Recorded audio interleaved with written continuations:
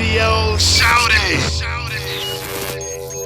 Talk to me about hooking up with Wolfpack and how you linked up with them. Because they gets busy. Yeah, P actually introduced me to the Wolfpack situation. Okay. What up, though, P? Yeah, P introduced me to him, and, you know, I trusted him. I trusted his judgment because he know what he doing. You know what I'm saying?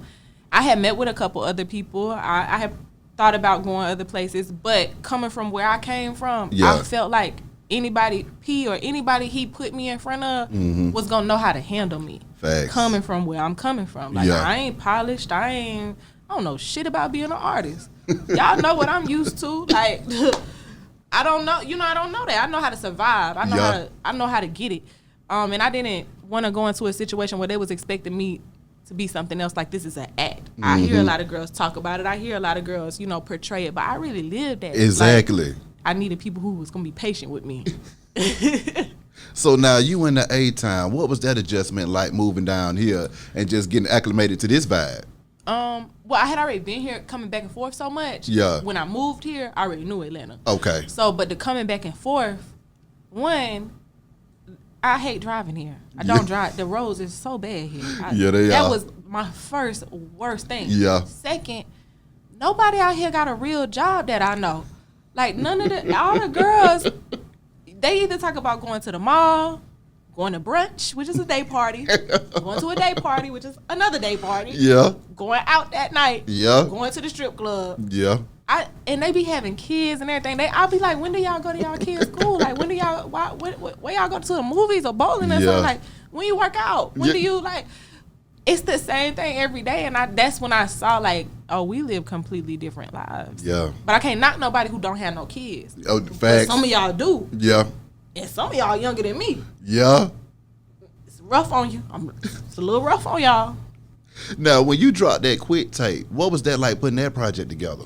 All right, so Quick Take came right when quarantine happened. Ooh. Because we was getting ready to put out Real Bitch Radio on the way, my album. Yeah. But I want to roll it out, like, in a personable way. Like, I really want to touch my fans because I feel like that really builds, like, the genuine support. Like, when you really get out here and show them, like, oh, she pulling up to the cities, like, the smaller markets, the big markets, whatever. Like, she really pulling up trying to tap in, trying to, like, feel all of us, like, that's going to be the impact. Like, that's going to be the difference. I ain't throwing that on Instagram and saying, hey, y'all follow me, go get this. Yeah. Like, I don't want to do that. I want to pull up on y'all. I want to sit down and talk with y'all. I want to, let's all listen to the album together. Let's have a pre-listening. Let's do this. That's what I want to get into or whatever. So when I couldn't do that, I was like, nah, we ain't putting no album out right now.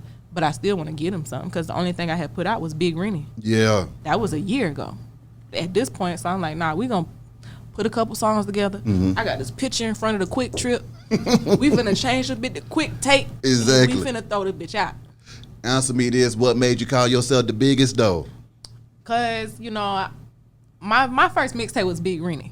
I've been Big Renni for a long time. Yeah. And there's a lot of bigs out here. Everybody big now. That's I just want them to know I'm the biggest. I just want them to know that. That's it. I ain't knocking nobody. I love to see it. Yeah. That has turned into, like, something with our culture. Big. That's exactly. Big. You know, I love to see it, but I'm the biggest. Hey, I ain't mad at that at all.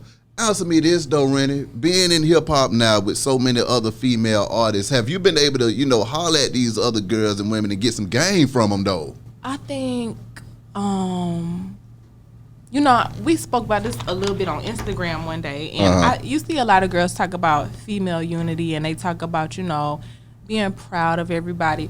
That's cap. I ain't saying y'all ain't proud, but the unity part, and that's cap. And it ain't nothing wrong with it. Ain't nothing wrong with that, because you ain't going to rock with everybody. I don't care just because we got the same thing and we in the same industry. That don't mean we going to rock. That's right. That don't mean we need to work together either. I can salute you from a distance. Yeah. But I come from somewhere else that they don't come from either, so I can understand that.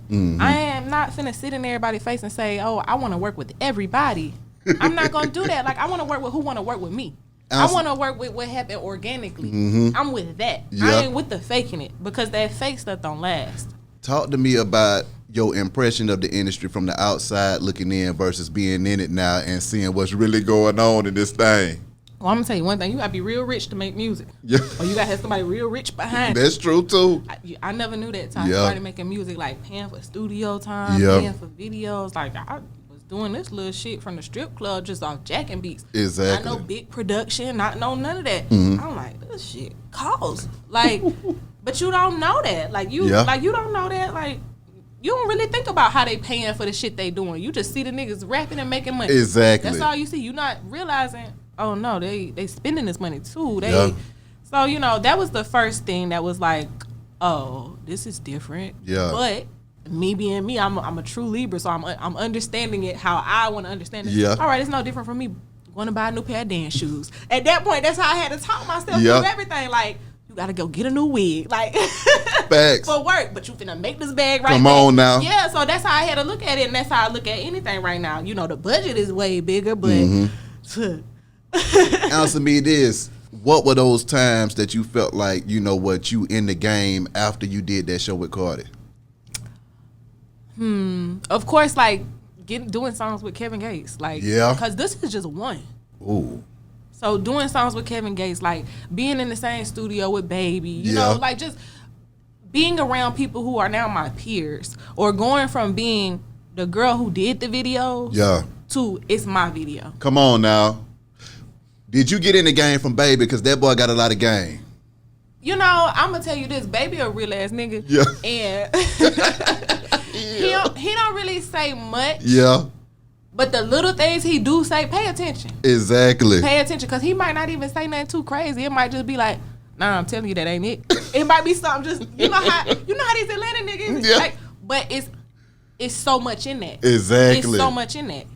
I remember when I first started going to QC to record, I just wanted to sit in one of his sessions. I'm like, I need to see how he record. Like, I need to see. And I'm watching this nigga in the studio, like, backed up in the corner, like, punching his lines. Like, punching them in, or whatever. And I'm really sitting there like, because at this point, I'm writing everything down. Like, I'm listening to a beat a million times in the studio. I'm burning myself the fuck out, like, really writing everything down. And I'm like, yo, I'm working twice as hard. He doing the same shit without the paper. Who are your favorite producers to work with, though? I love Heavy. I love Heavy. He did most of everything on Quick Tape. Right now, I'm trying to work with new producers, though. I'm getting into, like, different sounds. But, you know, when you had that one producer that, you know, you came up with from the... from the mud. That's heavy for me. Exactly. That's heavy. And Flauta God. Me and Flauta God did a lot of stuff together. But... that's my sound. Heavy know how to get when I want to pop my shit, Heavy know how to get my sound for me. What is it like when you in that club and you at that concert singing your song and you see them folks going crazy right along with you singing that thing? Yeah, I be right there singing it with them like it ain't mine. I really be right there like, I fuck with her. I be right there. I'm with y'all. Oh, we won. We together. Exactly. Like,